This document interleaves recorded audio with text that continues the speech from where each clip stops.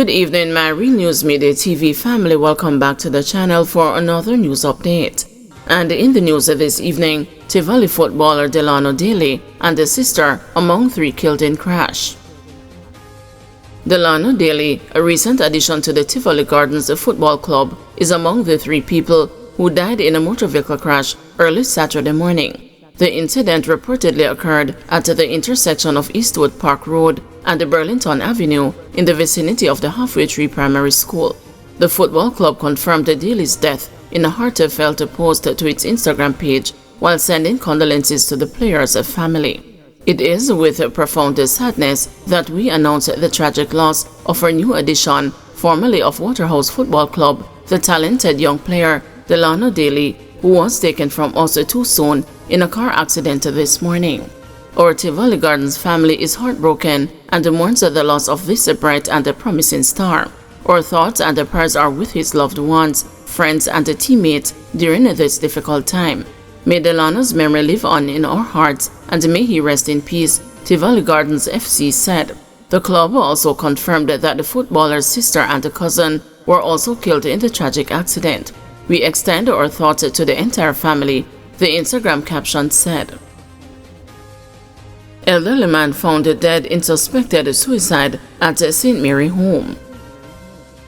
Police are investigating a case of suspected suicide after an elderly man was found hanging from the ceiling of his 1-bedroom house in Islington, St. Mary on Friday. The man has been identified as 75-year-old Rupert Brown. It is reported that Brown was found around 6 a.m. by his caregiver, Colette Wint, who was left in shock following the discovery of the body. She described Brown as a quiet person who kept it to himself.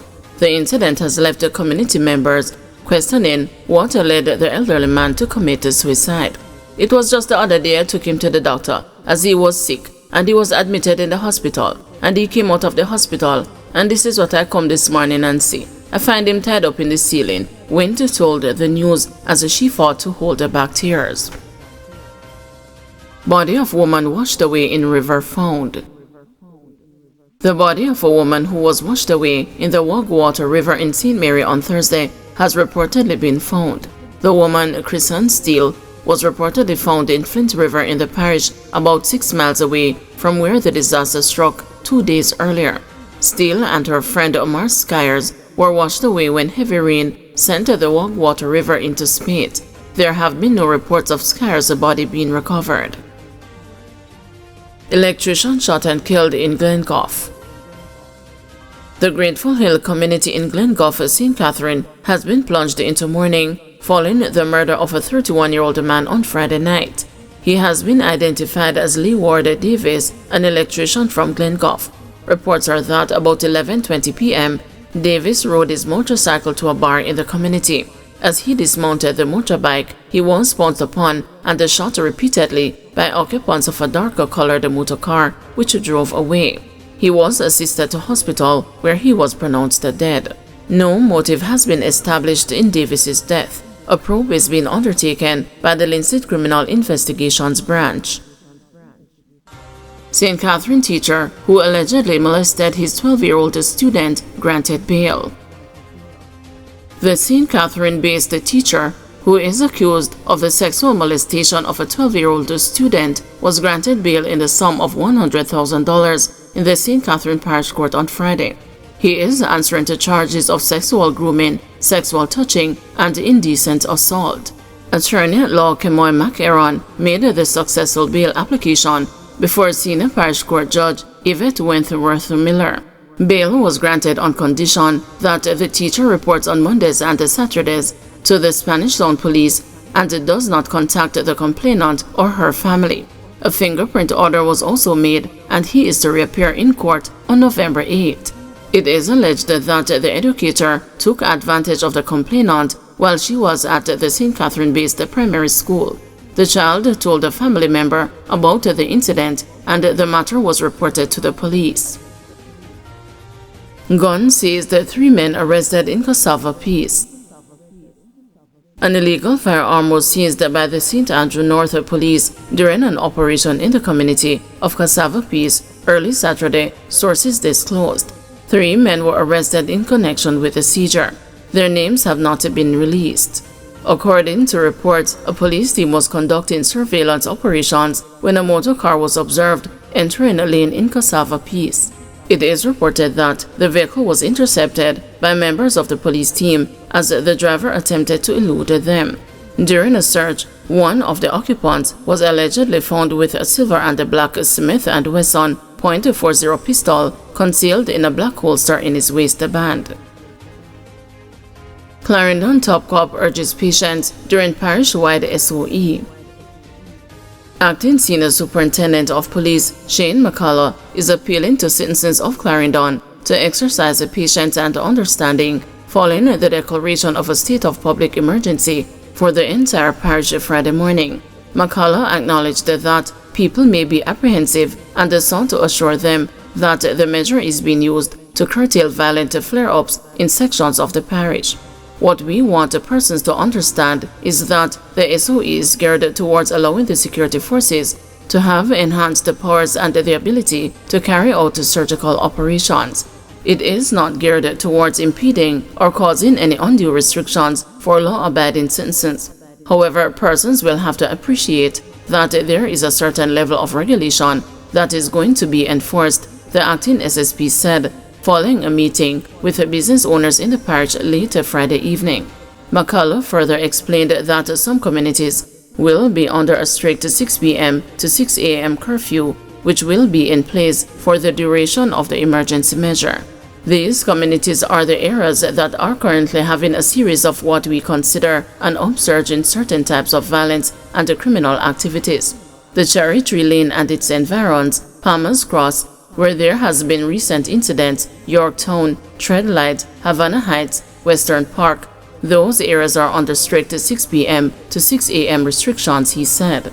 He added that investigations into the flare-up in Palmer's Cross are far advanced and a number of people have been taken into custody even as the police continue their operations within this space.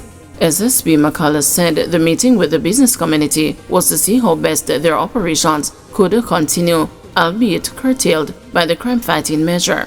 We are not about impeding persons or their economic activities, and we have considered all the factors and will deal with each of those cases on a needs basis, McCullough explained.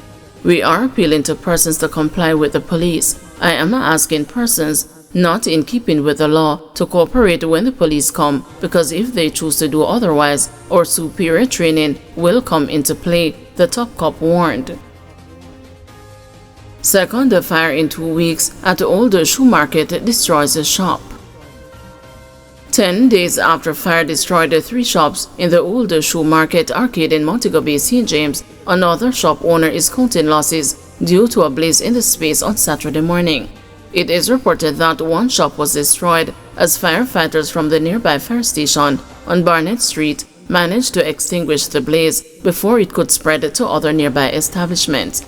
According to reports, the firefighters responded with 2 units, which they used to quell the blaze. A variety of merchandise was destroyed in the fire, including men and women's clothing and a variety of accessories. It comes on the heels of a fire last week Wednesday, where just a few meters away, 3 similar establishments were destroyed. The fire brigade is investigating the cause of this latest blaze.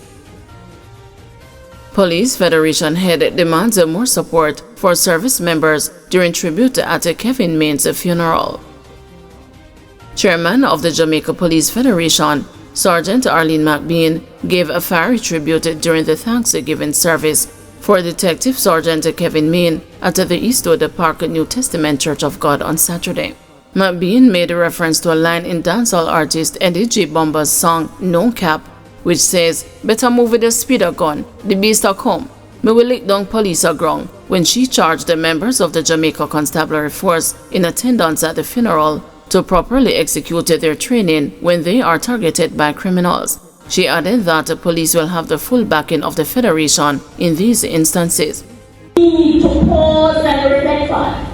We are seeing videos being circulated where police officers are assaulted. We are hearing lyrics on the radio in different areas of society that speak to inciting violence against agents of the state and citizens of Jamaica. I have listened to one recently where there is an explanation about the beast, about the police with the speed of gun. But I can tell you, colleagues, rank and file population, I encourage you, ensure that you stay alert, stay quick, look out for the beast, the dragon or the cow, because I encourage you to execute your training well. You have the full backing of the Police Federation to do so.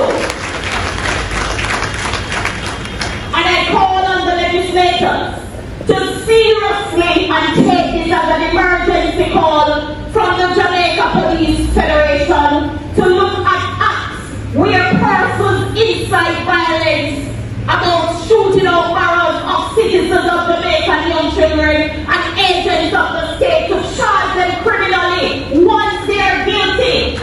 Lock them up.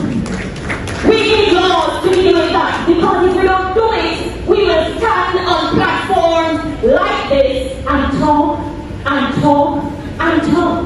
So the more we talk, the more things remain the same. We need back Jamaica.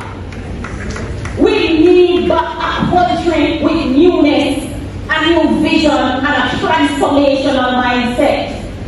Recently, I viewed the Jamaica 62 celebration, and I was in awe, especially being a female of the Jamaica Constabulary Force. Congratulations and commendations to all the females who are celebrating the 75 years milestone. However, I saw drones, 1,000 drones making the faces of Miss Lumiere, soul rest in peace, but Marley made his soul rest in peace. But what vividly comes to my mind is that, can you imagine if the Jamaica Constabulary Force is equipped with 1,000 drones and the 19 geographical division gets 50-50 each, that is 950, plus you have 50 in reserve in the event of a territory incident?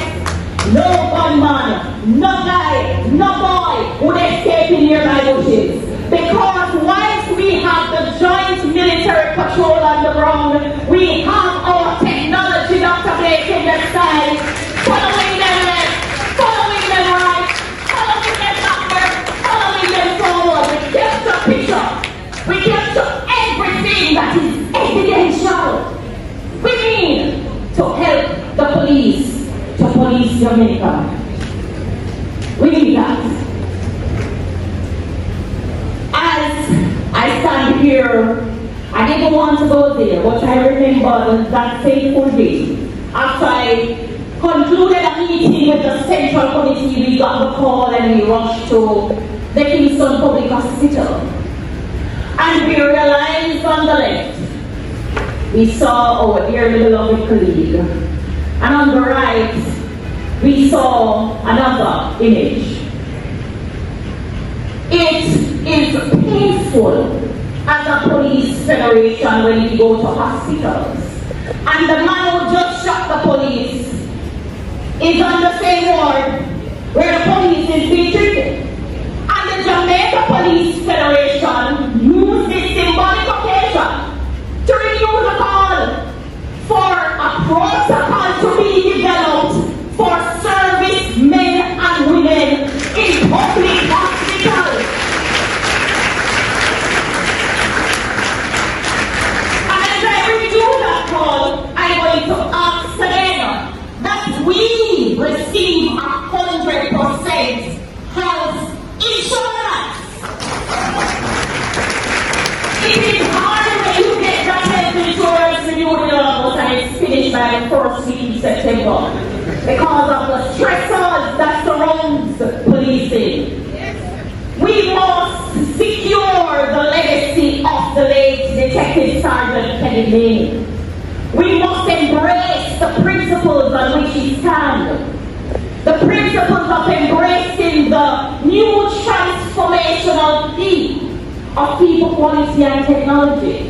And I know that at this funeral service, we will see great things thereafter. To know that I declared it, I spoke it, and I'm waiting for delivery